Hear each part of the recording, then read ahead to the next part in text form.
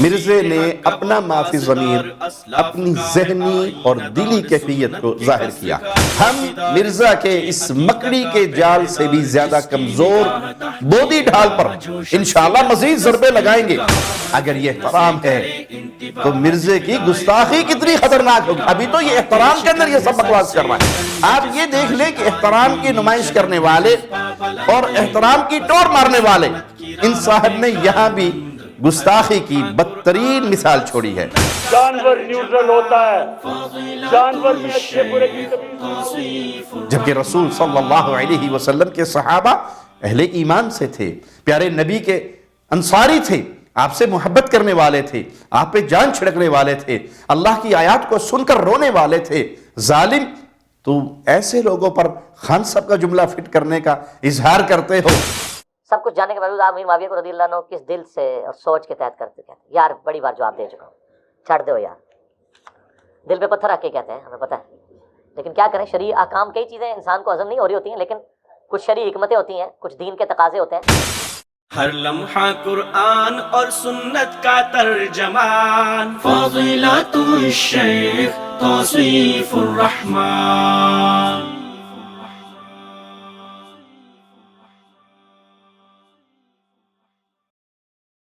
السلام علیکم ورحمۃ اللہ وبرکاتہ۔ ان الحمد للہ نحمده ونستعینه ونستغفره ونعوذ باللہ من شرور انفسنا ومن سیئات اعمالنا من يهده الله فلا مضل له ومن يضلل فلا هادي له اشهد ان لا اله الا الله وحده لا شريك له واشهد ان محمدا عبدہ ورسولہ، اما بعد۔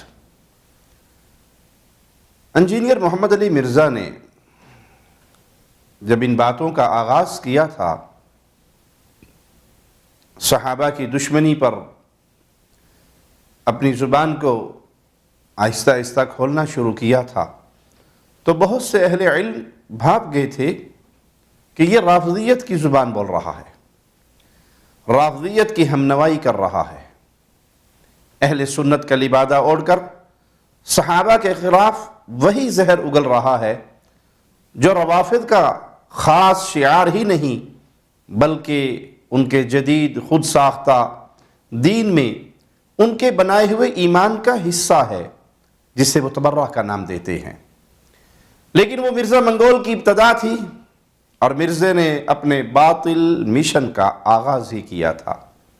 اس کے بعد کے بیانات کے مطابق سب کچھ جان بوجھ کر پری پلان کام شروع کیا، تو ہم نے اسے چھپا ہوا رافضی کہا، اور جب یہ کھل کر سامنے آیا تو ہم نے اسے کھلا ہوا رافضی کہا۔ اس کا ذکر کرتے ہوئے مرزا اپنی اس جوابی تقریر میں کہتا ہے، پھر وہ کہتا ہے کہ جی میں نے پہلے کہا تھا یہ چھپا ہوا رافضی ہے، اب میں کہتا ہوں یہ کھلا رافضی ہے۔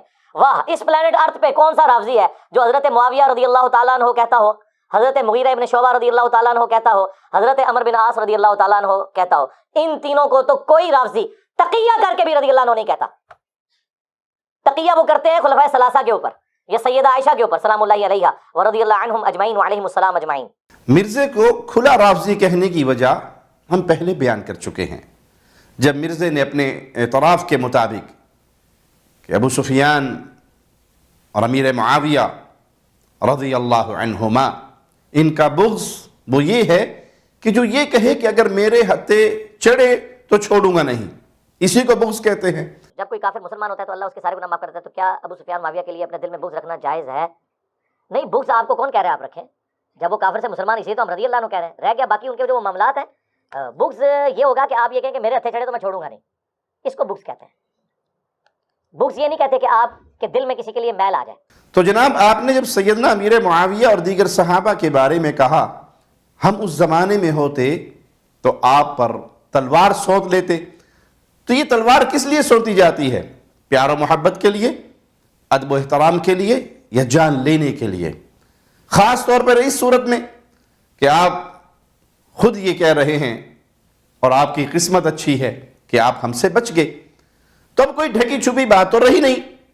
آپ کا یہی خیال فاسد کہ اگر آپ کے ہتھے چڑھ گئے تو آپ نے چھوڑنا نہیں تھا، یہ دلیل ہے کہ یہ کھلے ہوئے رافضی ہو، یا پھر اب آپ یہ کہیں گے کہ جی وہ بات تو میں نے صرف اپنے رافضی بھائیوں کو خوش کرنے کے لیے کی تھی، کیونکہ میرے اکثر ویورز، میرے بیانات کو لائک کرنے والے، ان پر واہ واہ اور شاباش کے کمنٹس کرنے والے، مجھے سنی عالم بنا کر میرے کلپس اپنے چینلز پہ چلانے والے، مجھے مشہور کرنے والے، یہی روافض تو ہیں، تو میں نے صرف انہیں خوش کرنے کے لیے کہہ دیا، وگرنہ میرا ایسا کوئی نظریہ نہیں ہے۔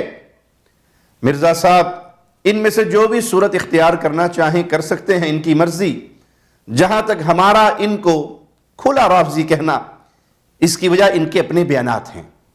ہم نے ان کے ذہنی یا دلی کیفیت پر بات نہیں کی، بلکہ جو ظاہر ہے اس پر یہ کہا۔ اب مرزا منگول نے خود کو رافضی کہنے کے خلاف ہمارا جواب دیتے ہوئے اپنے دفاع میں کیا بات پیش کی، کس چیز کو دلیل بنایا کہ اس وجہ سے مرزا رافضی نہیں، وہ یہ ہے کہ اس زمین پر کون سا رافضی ہے جو امیر معاویہ کو، عمر بن عاص کو، مغیرہ بن شعبہ کو، رضوان اللہ علیہم اجمعین کو رضی اللہ عنہ کہتا ہو؟ اس پلانٹ ارتھ پہ کون سا رافضی ہے جو حضرت معاویہ رضی اللہ تعالیٰ عنہ کہتا ہو، حضرت مغیرہ ابن شعبہ رضی اللہ تعالیٰ عنہ کہتا ہو، حضرت عمر بن عاص رضی اللہ تعالیٰ عنہ کہتا ہو؟ الحمدللہ ثم الحمدللہ، ہم نے بغیر کسی بخل، کنجوسی اور بلا کمی و بیشی پوری دیانت کے ساتھ مرزے کا جواب آپ کے سامنے رکھ دیا۔ اب اس کا جواب الجواب بھی سن لیجئے کہ اس کے باوجود ہم نے پہلے مرزا کو چھپا ہوا رافضی کیوں کہا اور اب کھلا رافضی کیوں کہہ دیا، تو وجہ غور سے سنیے۔ مرزا منگول صاحب پہلے تو یہ بات نوٹ کر لیں کہ کسی بھی رافضی کو صرف اس وجہ سے رافضی نہیں کہا جاتا کہ جی وہ صحابہ کا تذکرہ کرتا ہے تو ان کے لیے رضی اللہ عنہم یا اس طرح کے دعائیہ کلمات نہیں کہتا، بلکہ انہیں رافضی کہا جاتا ہے کہ اس کے دل میں صحابہ کا بغض ہے، صحابہ کے لیے عداوت ہے، بغض ہے۔ اگر وہ ہر صحابی، حتیٰ کہ امیر معاویہ، عمر بن عاص، ابو سفیان، مغیرہ بن شعبہ، ان کا نام لے لے کر بھی رضی اللہ عنہ کہتا رہے اور ان کے بغض پر، ان کی گستاخی پر اپنی باتوں سے باز نہ آئے، گستاخی بھی کرتا رہے، ان کی توہین بھی کرتا رہے، ان کے خلاف باطل پروپیگنڈا کی روش بھی اختیار کرتا رہے، تو ہر منصف مزاج ایسے شخص کو رافضی ہی کہے گا۔ افسوس کہ مرزے کو کہنے کو تو معاویہ رضی اللہ عنہ، مغیرہ بن شعبہ رضی اللہ عنہ کہتا رہتا ہے، لیکن ان کے خلاف تلوار اٹھا لینے کے جذبات کا اظہار بھی کرتا ہے۔ ہم پوچھتے ہیں مرزا صاحب سے بھی اور ان کے ماننے والوں سے بھی کہ یہ بغض نہیں تو اور کیا ہے، یہ رافضیت نہیں تو اور کیا ہے۔ دوسری اہم ترین بات کہ آپ کا رضی اللہ عنہ کہنا کس طرح کا ہے، یہ آپ خود بتا چکے ہیں اور ہم سن چکے ہیں۔ جنہوں نے نہیں سنا، جنہیں علم نہیں ہے، وہ بھی سن لیں، جان لیں کہ اس معاملے میں مرزے نے اپنا ما فی ضمیر، اپنی ذہنی اور دلی کیفیت کو ظاہر کیا ہے۔ بطور نمونہ اور ثبوت صرف یہ ایک کلپ دیکھ لیجئے، مرزا نے ایک سوال کے جواب میں کیا کہا۔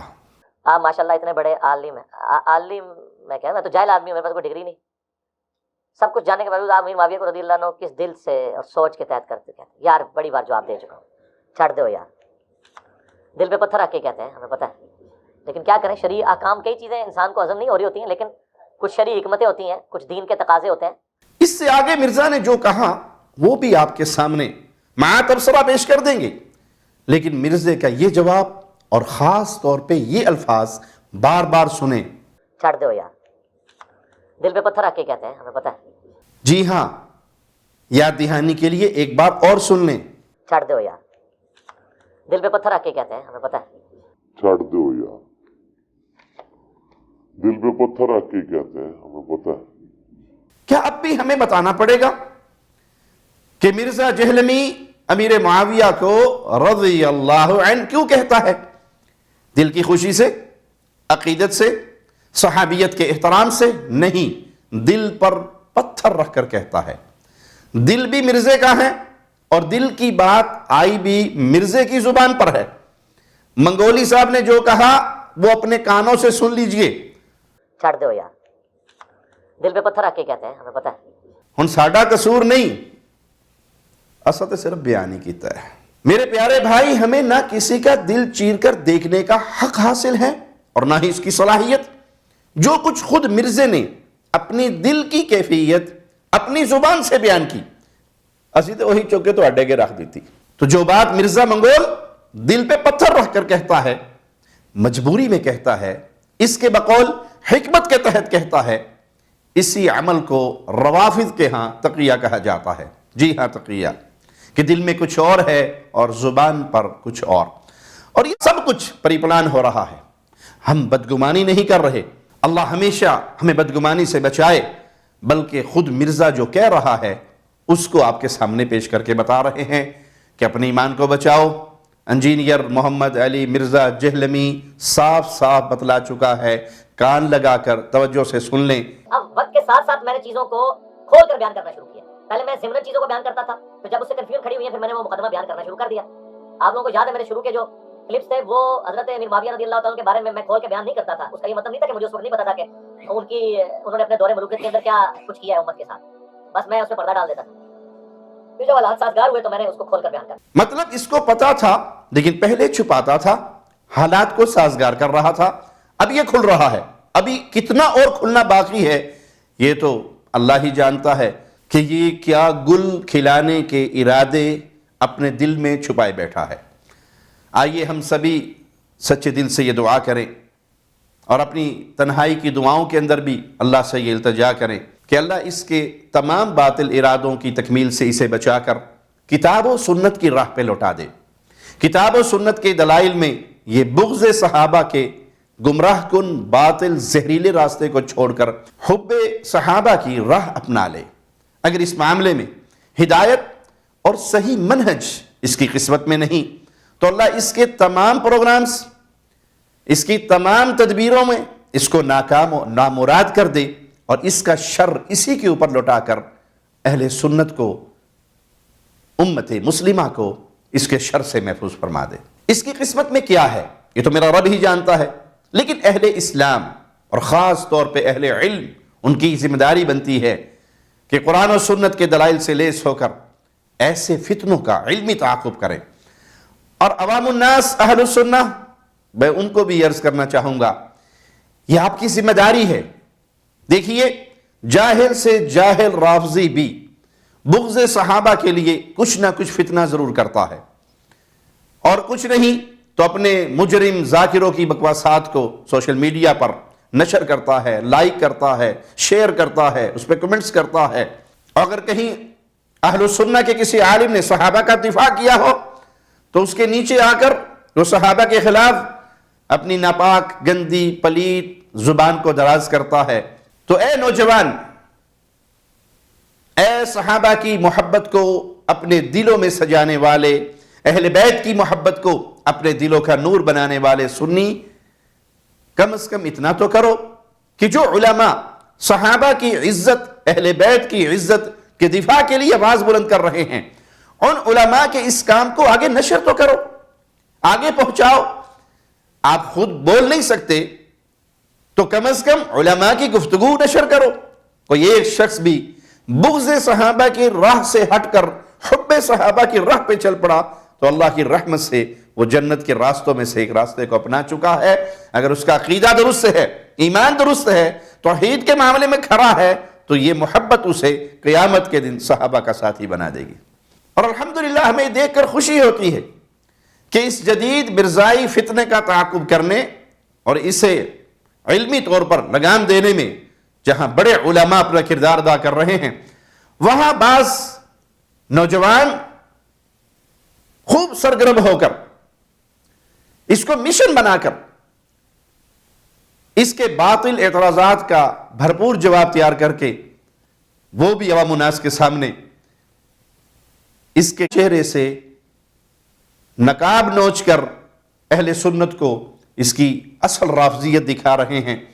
اور ان میں ہمارے حیدرآباد کے بہت پیارے ساتھی محمدی لائبریری والے بھائی سیف اللہ محمدی حافظہ اللہ، وہ اس کا اچھا تعاقب کر رہے ہیں. کئی دفعہ میں ان کے بیانات کو سنتا ہوں، موقع ملتا ہے تو دل سے ان کے لیے ڈھیروں دعائیں نکلتی ہیں. اللہ تجھے تیرے پیارے ناموں کا واسطہ ہے مولا، اہل و سنہ کے ہر اس عالم کو، ہر اس شخص کو، ہر اس غیور کو جو آج کے دور میں صحابہ کی عزت، اہل بیت کی عزت کے دفاع میں لگا ہوا ہے اور وہ راہ حق پر ہے، اہل توحید میں سے ہے، اے اللہ تو اس کی مال میں، اس کی جان میں، اس کی عزت میں، اس کے رزق میں، اس کی اولاد میں، اس کی زبان میں، اس کے قلم میں ڈھیروں برکتوں کا نزول فرما اور اسے اپنی خاص رحمتوں کی چادر میں ڈھانپ لے، اور اس مشن کو آگے بڑھانے والوں میں اللہ تو ہمیں بھی قبول فرما لے. آئیے اپنے اصل موضوع کی طرف لوٹتے ہیں. مرزا نے رضی اللہ عنہ کہنے کو اپنی ڈھال بنانا چاہا، لیکن آپ دیکھ چکے ہیں کہ ان کے اپنے ہی اس بیان سے ان کی ڈھال چکنا چور ہو چکی ہے، چھلنی ہو چکی ہے. وہ تو بطور حکمت اور در حقیقت بطور مکر و فریب اور چال چلتے ہوئے دل پر پتھر رکھ کر یہ کہتے ہیں مرزا صاحب یا تو دل سے پتھر ہٹا دے یا پھر اس بات کو ڈھال نہ بنائیں. آپ کا سارا مکر و فریب اہل سنت کے سامنے واضح ہو چکا ہے. وَمَكَرُوا وَمَكَرَ اللَّهُ وَاللَّهُ خَيْرُ الْمَاكِرِينَ. انہوں نے خفیہ چالیں چلی اور اللہ نے بھی تدبیر فرمائی اور اللہ بہترین تدبیر کرنے والا ہے. مزید سن لیں، دل پہ پتھر والی بات سے آگے مرزا نے کیا کہا. ہم مرزا کے اس مکڑی کے جال سے بھی زیادہ کمزور بودی ڈھال پر انشاءاللہ مزید ضربے لگائیں گے، اور ایک بار پھر انشاءاللہ جاء الحق وزهق الباطل ان الباطل كان زهوقا. یہ منظر آپ کے سامنے آیا ہوگا، تو سنیے مرزا کیا کہتا ہے. میں نے اپنی ویڈیوز میں کئی بار بولا ہے کہ وہ شرعی تقاضے جن کا لحاظ حضرت معاویہ رضی اللہ تعالیٰ عنہ نے اپنے دور ملوکیت میں نہیں رکھا، ان میں سے کئی باتیں جن کا ہمیں لحاظ ہوتا ہے. ان میں سے ایک یہ ہے کہ جس نے حضور کو اسلام کی حالت میں دیکھ کے کلمہ پڑھا ہے، ہم اس کی صحابیت کا احترام کرتے ہوئے اس کے لیے دعائے خیر کرتے ہیں. انا للہ و انا الیہ راجعون. یقیناً ایسی باتیں وہی کر سکتا ہے جو پوری پلاننگ کے تحت گیم کر رہا ہو. کم عقل سے کم عقل بندہ بھی بآسانی سمجھ سکتا ہے کہ دل پر پتھر رکھ کر رضی اللہ عنہ کہنے والا اس جگہ اپنے الفاظ کے ذریعے صحابی رسول امیر معاویہ رضی اللہ عنہ وارضا پر اپنی برتری ثابت کرنے کی چال چل رہا ہے کہ امیر معاویہ نے تو شرعی تقاضوں کا لحاظ نہ رکھا، نعوذ باللہ ثم نعوذ باللہ، اور دل پر پتھر کا بوجھ رکھنے والا بوجھل دل سے گھٹ گھٹ کر معاویہ کو رضی اللہ عنہ کہنے والا تمام شرعی تقاضوں کا خیال رکھ رہا ہے. واہ جناب واہ، کیا کہنے مرزا منگول صاحب، کیا شاطر دماغ پایا اور کیسا چال باز مزاج پایا ہے کہ جناب نے اپنی تمام تر گستاخیوں کو احترام بنا دیا. کیا یہ احترام ہوتا ہے؟ اگر یہ احترام ہے تو مرزے کی گستاخی کتنی خطرناک ہوگی. ابھی تو یہ احترام کے اندر یہ سب بکواس کر رہا ہے. اگر یہ اس کا احترام ہے تو خود سوچئے کہ یہ ظالم مجرم جب گستاخی کرنے پر اترے گا تو پھر اس کی گستاخی کیسی ہوگی. حالانکہ حقیقت یہ ہے کہ احترام تو اس کو چھو کر بھی نہیں گزرا. دیکھیے اس کے نام نہاد خود ساختہ جیلی احترام کی دو ایک مزید صورتیں، اور دیکھیے کم عقلی کا شہکار نمونہ بنتے ہوئے اپنی ہی ڈھال پر ایک اور وار کر کے کیسے چھلنی کرتا ہے اور کیسے اپنی گستاخی کا ایک اور نمونہ چھوڑتا ہے. اپنے خیال کے مطابق میرے جواب میں دیے اپنی اسی بیان میں مرزے نے جو کہا 14 منٹ کے بعد سنیں. مجھ سے مخاطب ہو کر کہتا ہے، اور پھر کہتا ہے کہ تو نے اگر زیادہ سے زیادہ کہنا ہی تھا نا تو تو یہ کہہ لیتا، وہ مجھے مشورہ دے رہا ہے کہ جو صحابہ کے 3 گروہ بنے تھے نا، جو تیسرا نیوٹرل گروہ تھا نا، تو کہتا میں ان میں شامل ہوتا. واہ واہ، چنگی ماتپا دینا ہے منو. ہاں اب میں عمران خان صاحب والا جملہ بھی نہیں نیوٹرل کے اوپر بول سکتا یہاں پہ، ورنہ انہوں نے میرے اوپر فتویٰ لگا دینا ہے. چنگے تو مشورے پہ دینا ہے. اوہو، یہ میں کس کو مت مشورہ دے بیٹھا. اس کی حرکتیں بتا رہی ہے کہ یہ تو اس قدر تکبر کا شکار ہو چکا ہے کہ خود کو مشورہ سے بھی بالا تر سمجھنے لگا. ہاں اگر احترام کا دعوے کرنے والا اس گستاخ کو احترام کے لائق عمل اختیار کرنے کا مشورہ دینے کی بجائے اس کا کوئی رافضی پیٹی بھائی اسے مزید گستاخی کا مشورہ دیتا تو مرزا منگول کے دل کو بڑی تسکین پہنچتی. جس طرح اپنا چہرہ بگاڑ کر جناب بولے ہیں، اس سے تو یہی نظر آتا ہے کہ اس پر یہ بڑے سیخ پا ہوئے ہیں. چلیے اللہ اسے ہدایت دے. آپ یہ دیکھ لیں کہ احترام کی نمائش کرنے والے اور احترام کی ٹور مارنے والے، ان صاحب نے یہاں بھی گستاخی کی بدترین مثال چھوڑی ہے۔ جی ہاں، ایک اور مثال، وہ یہ جملہ کہہ کر، اب وہ میں عمران خان صاحب والا جملہ بھی نہیں نیوٹرل کے اوپر بول سکتا یہاں پہ، ورنہ انہوں نے میرے اوپر فتویٰ لگا دینا ہے۔ انا للہ و انا الیہ راجعون۔ بھائیو، اللہ کی رضا کی خاطر، اس رب کی خاطر جس نے قرآن مجید میں صحابہ کی عظمتوں پر، ان کے بلند درجات پر کئی آیات نازل فرمائیں، سوچیں اور خوب غور کریں۔ اے نادان نوجوانوں جو انجانے میں مرزے کے فریب کا شکار ہو چلے، اللہ کے لیے غور کرو، اپنی آخرت کی فکر کرو۔ اگر اس مرزے کی خرافات اپنا کر آپ اسی طرح صحابہ کرام کی گستاخی کرتے رہے تو کل قیامت کے دن رب کے سامنے کیا منہ لے کر جاؤ گے کہ جن کی رب نے شان و عظمت بیان فرمائی تم ان کی توہین کرتے رہے۔ اللہ اپنی پناہ میں رکھیے۔ تو سن لیجئے کہ عمران خان صاحب نے نیوٹرل کے بارے میں بولا کیا تھا۔ خان صاحب نے کہا کیا تھا؟ جانور نیوٹرل ہوتا ہے، جانور میں اچھے برے کی تمیز نہیں ہوتی۔ جانور نیوٹرل ہوتا ہے، جانور میں اچھے برے کی تمیز نہیں ہوتی۔ یہ ہے عمران خان صاحب کا جملہ نیوٹرل کے بارے میں، اور خان صاحب نے اپنے جیسے لوگوں کو کہا۔ لیکن یہ مرزا کن لوگوں پر فٹ کرنے کی بات کر رہا ہے؟ ان صحابہ کرام رضوان اللہ علیہم اجمعین کے بارے میں جو مولا علی اور امیر معاویہ کے مابین واقع ہونے والے اختلافات پر یہی جملہ فٹ کرنے کی آرزو لیے بیٹھا ہے۔ لیکن اس مرزے کو ان صحابہ پر یہ جملہ فٹ کرنے سے کیا چیز روکتی ہے؟ جی ہاں، سوچئے اور بتائیے۔ ہمیں بھلا اندازے لگانے کی کیا ضرورت ہے؟ دل پر پتھر کا بوجھ لادنے والا مرزا وجہ بھی خود بتا رہا ہے۔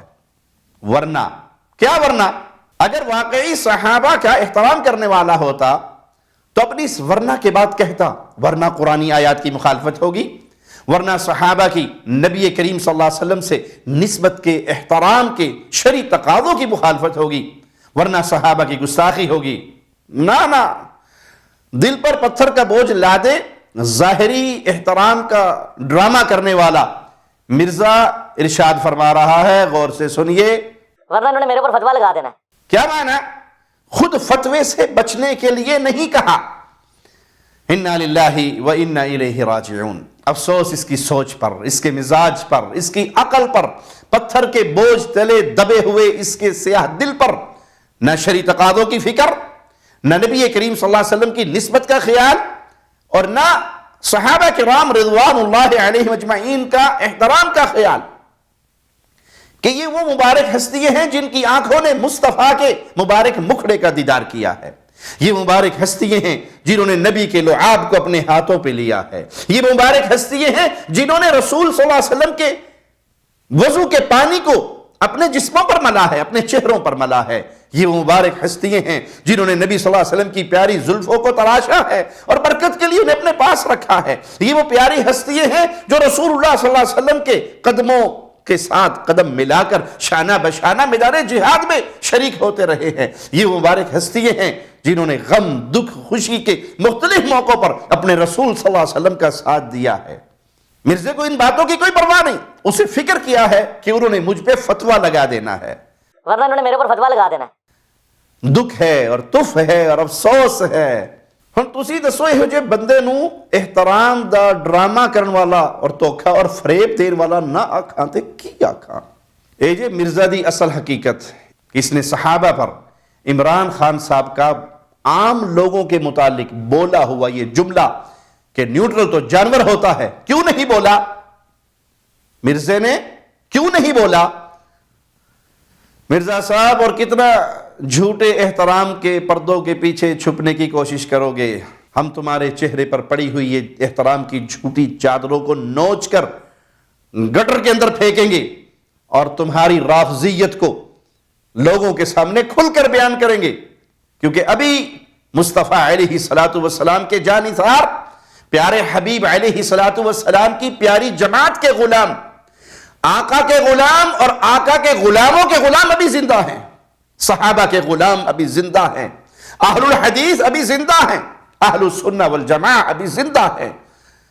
صحابہ کے خلاف تمہارے مکر و فریب کے بنے ہوئے تمام جالوں کو ہم ادھیڑ پھینکیں گے، تمہاری تمام کارستانیوں کو ہم لوگوں کے سامنے ننگا کر کے تمہاری اصل حقیقت کو بتائیں گے کہ تم نام نہاد احترام کے فریب کا جال بن کر اپنے چہرے کو اس کے پیچھے چھپا کر اصل خمینی ازم کی خدمت کر رہے ہو، اصل رافضیت کی خدمت کر رہے ہو اور اہل سنت کی پشت میں خنجر گھونپ رہے ہو۔ نبی کریم صلی اللہ علیہ وسلم کے صحابہ پر عمران خان صاحب کا بیان فٹ کرنے کی بات کرنے والا اتنا تو سوچ لیتا، وہ کون سے جن اور انس ہیں جن کے بارے میں قرآنی آیات آواز لگا رہی ہیں، پکار رہی ہیں، سنا رہی ہیں۔ وَلَقَدْ ذَرَأْنَا لِجَهَنَّمَ كَثِيرًا مِنَ الْجِنِّ وَالْإِنسِ لَهُمْ قُلُوبٌ لَا يَفْقَهُونَ بِهَا وَلَهُمْ أَعْيُنٌ لَا يُبْصِرُونَ بِهَا وَلَهُمْ آذَانٌ لَا يَسْمَعُونَ بِهَا أُولَئِكَ كَالْأَنْعَامِ بل ہم اضل اولئک ہم الغافلون۔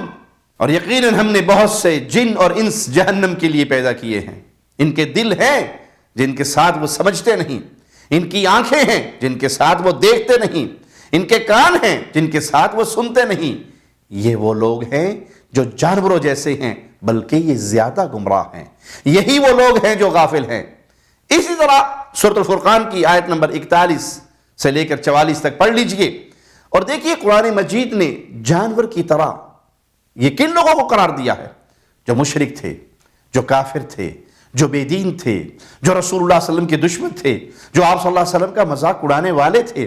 وہ دل رکھتے ہوئے نہیں سمجھتے تھے، آنکھیں رکھتے ہوئے نہیں دیکھتے تھے، جبکہ رسول صلی اللہ علیہ وسلم کے صحابہ اہل ایمان سے تھے، پیارے نبی کے انصاری تھے، آپ سے محبت کرنے والے تھے، آپ پہ جان چھڑکنے والے تھے، اللہ کی آیات کو سن کر رونے والے تھے۔ ظالم، تو ایسے لوگوں پر خان صاحب کا جملہ فٹ کرنے کا اظہار کرتے ہو، اور اگر نہیں کر رہے تو صرف اس لیے، اس ڈر سے کہ تیری ذات پہ فتویٰ لگ جائے گا، تو پھر ہے تیرے جمن دے ہوتے، ورنہ انہوں نے میرے اوپر فتویٰ لگا دینا ہے۔ اب کر کے دکھاؤ اپنی اس باطل بات کی تعویل، تمہاری ساری بیکار انجینئرنگ نکال دیں گے۔ باقی نیوٹرل والی بات کا انشاءاللہ ہم الگ سے جائزہ لیں گے۔ عزیز ساتھیوں، اہل سنت عوام، پیارے اہل ایمان بھائیوں، دل پر پتھر رکھ کر رضی اللہ عنہ کہنے والے کی گستاخی کا سلسلہ اتنا مختصر نہیں۔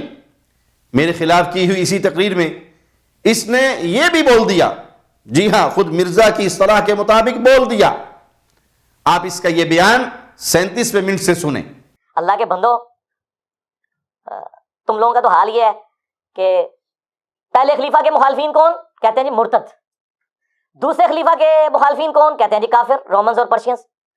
تیسرے خلیفہ کے مخالفین کون؟ کہتے ہیں جی بلوائی۔ چوتھے خلیفہ کے مخالفین کون؟ اے رضی اللہ عنہ۔ چوتھے کے ساتھ اتنی دشمنی؟ چوتھا تو وہ ہے جس کے ہر مخالف کے بارے میں بخاری مسلم میں رسول اللہ کی حدیثیں ہیں۔ کچھ اسی طرح کی باتیں رافضی بھی کہتے ہیں، انشاءاللہ ہم ثبوت بھی پیش کریں گے۔ فی الحال ہم صرف اتنا بتانا چاہتے ہیں اور یہ واضح کرنا چاہتے ہیں کہ صحابہ کے ذکر پر یہ جو رضی اللہ عنہ کہہ دیتا ہے اور اس بات کو اپنے لیے ڈھال بناتا ہے کہ دیکھو جی میں رافضی نہیں، اس زمین پر کون سا ایسا رافضی ہے جو ان صحابہ کے نام کے ساتھ رضی اللہ عنہ کہتا ہو؟ تو یہ دین کی بات ہے۔ دین کی بات ہم جیسے ادنا درجے کے طالب علموں کے سامنے بھی اس کی ساری مذہبی انجینئری بری طرح فیل، ناکام و نامراد ثابت ہو جاتی ہے، تو اس کی انجینئری کی یہ ڈھال مزید پھٹ کر رہ جاتی ہے۔ آپ اس کا بیان اور اس کا یہ حصہ ذرا غور سے دوبارہ دیکھیں۔ اس دوران اس کے چہرے کے تاثرات اور اعراض کی تصویر بنتے ہوئے اس کا گردن موڑ کر رضی اللہ عنہ کہنا بھی دیکھیں۔ چوتھے خلیفہ کے مخالفین کون؟ اے رضی اللہ عنہ۔ چوتھے خلیفہ کے مخالفین کون؟ اے رضی اللہ عنہ۔ چوتھے کے ساتھ اتنی دشمنی؟ پھر سے خوب توجہ سے سن لیں، دیکھ لیں، معائنہ کر لیں، بار بار سوچیں یہ کیا کہہ رہا ہے اور کس طرح اس کا فریب آشکارا ہو رہا ہے۔ چوتھے خلیفہ کے مخالفین کون؟ اے رضی اللہ عنہ۔ جی منگول صاحب، اس جملے پر بار بار غور کریں۔ یہ تو چوتھے خلیفہ راشد مولا علی رضی اللہ عنہ وارضاہ کے مخالفین کے لیے رضی اللہ عنہ کہنے پر صرف اعتراض ہی نہیں کر رہا بلکہ ان مخالفین کے لیے رضی اللہ عنہم کہنے کو سیدنا علی سے دشمنی قرار دے رہا ہے۔ لو آپ اپنے دام میں سیاد آ گیا، انجینئر صاحب باملاحظہ ہوشیار، آپ اپنی ہی اس ضرب کاری سے اپنی شہرت کو کاٹ چکے ہیں، کیونکہ مولا علی علیہ السلام کے مخالفین کے لیے رضی اللہ عنہ تو آپ بھی تقریباً ہر بار کہتے ہیں، اپنے فارمولے سے ہی خود آپ دشمنان علی کی لسٹ میں شامل ہو چکے ہیں۔ یہ میرا فتویٰ نہیں، آپ کا اپنا فارمولہ ہے۔ اگر مرزا ڈھٹائی، ضد، ہٹ درمی چھوڑ کر اس بات پہ غور کرے تو حسرت و یاس کی تصویر بنے، خود کو اس شعر کا مصداق پائے گا، تمام شب کی خونریز جنگ کا یہ حاصل، اندھیرا بہت تھا اپنے ہی دست و پا سے لڑے۔ نا سر رکو ذرا، صبر کرو۔ مرزا صاحب نے اپنی تقریر کی ابتدا میں ہم پر یہ تہمت لگائی، اب پتہ چل گیا کہ اس زمانے میں جو حضرت علی کے مخالفین تھے وہ کون تھے، یہی وہابی پارٹی۔ لیکن اپنی فلسفی اور انجینئرنگ کے مطابق، خود اپنے فارمولے کے مطابق دشمن علی بن چکا اور ثابت ہو چکا۔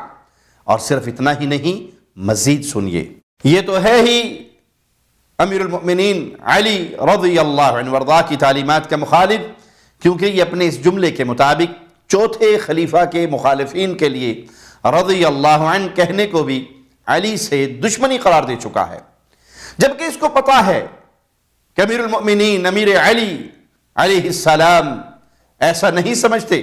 سیدنا علی کا موقف کیا تھا، ان کی تعلیم کیا تھی، ان کا فیصلہ کیا تھا، میں بتا بھی دوں تو اس نے بھی لگ جانا ہے، اس لیے اس کی اپنی آواز میں، اس کی ویڈیو میں اور اس کے اوریجنل اسکین کے ساتھ امیر المؤمنین امیر علی رضی اللہ عنہ کا فرمان سن لیں۔ ہمارے جواب میں بنائی اسی ویڈیو کو 52 منٹ کے بعد سے سنیں۔ علی مرزا کہتا ہے، اور یہاں تک فرمایا کہ مصنف ابن ابی شیبہ میں موجود ہے کہ میں اللہ سے امید کرتا ہوں کہ میرے مخالفین جو اہل شام ہیں، مقتولین صفین، یہ بھی جنت میں چلے جائیں گے، اللہ انہیں معاف کرے گا، اور پھر مقدمہ میرے اور معاویہ کے درمیان اللہ کی بارگاہ میں طے ہوگا۔ یہ مقدمہ بھی طے ہونا ہے، یہ دنیا میں طے کر کے بیٹھے میں۔ پیارے بھائیو، اس حدیث کا ترجمہ کرتے ہوئے مرزے نے مخمل میں جو ٹاٹ کے بیکار پیمند لگائے ہیں، انہیں چھوڑ کر امیر المؤمنین علی رضی اللہ عنہ وارضاہ کا اصل فرمان دیکھنے کے لیے آپ اس کی طرف سے پیش کردہ کتاب کا اسکین دیکھ لیں۔ اور اب آئیے اصل بات جاننے کے لیے مصنف ابن ابی شیبہ کی طرف۔ جب امیر المؤمنین امیر علی سے مقتولین یوم صفین کے بارے میں سوال ہوا تو آپ کیا فرماتے ہیں؟ قتلانا وقتلاہم فی الجنہ، ان کے اور ہمارے مقتول دونوں جنتی ہیں۔ اور آگے کیا کہا؟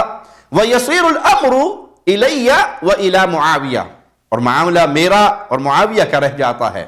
ہاں جی، انٹرنیشنل نمبرنگ اوریجنل جی پی جی والے ہو، کتھے ٹر گئے ہو؟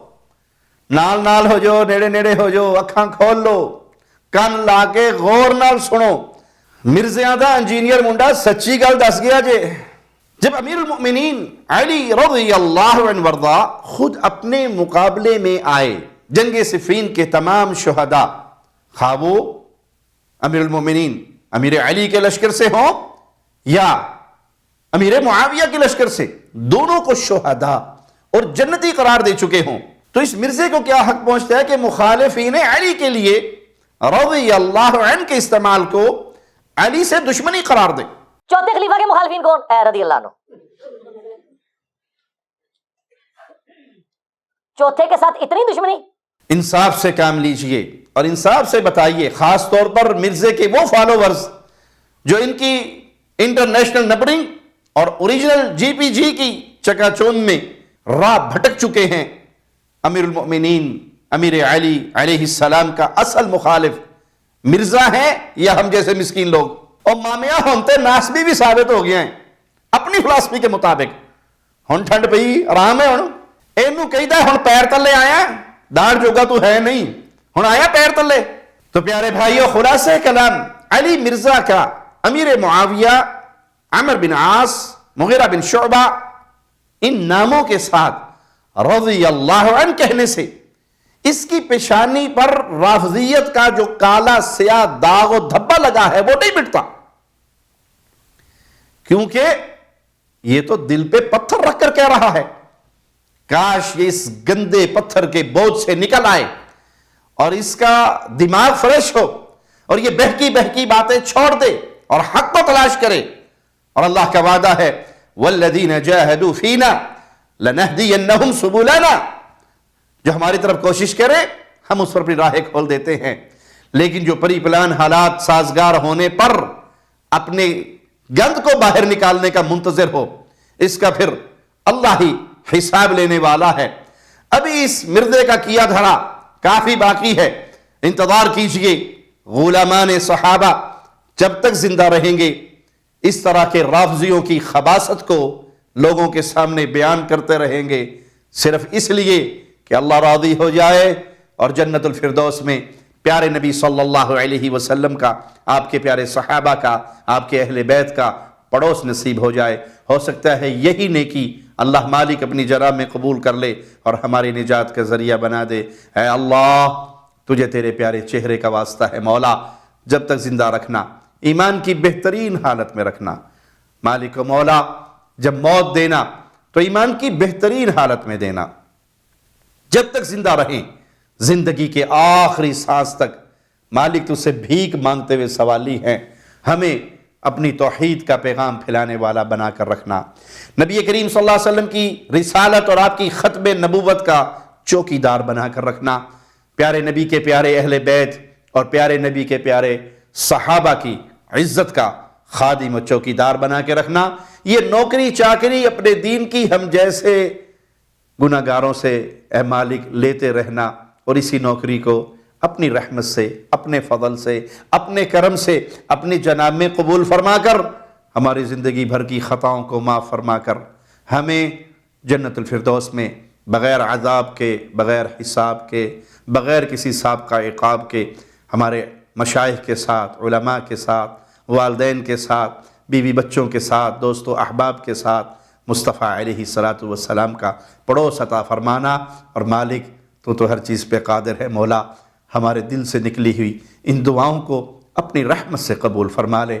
اقول قولی ھذا واستغفر اللہ لی ولکم ولسائر المسلمین فاستغفروہ انہ هو الغفور الرحیم.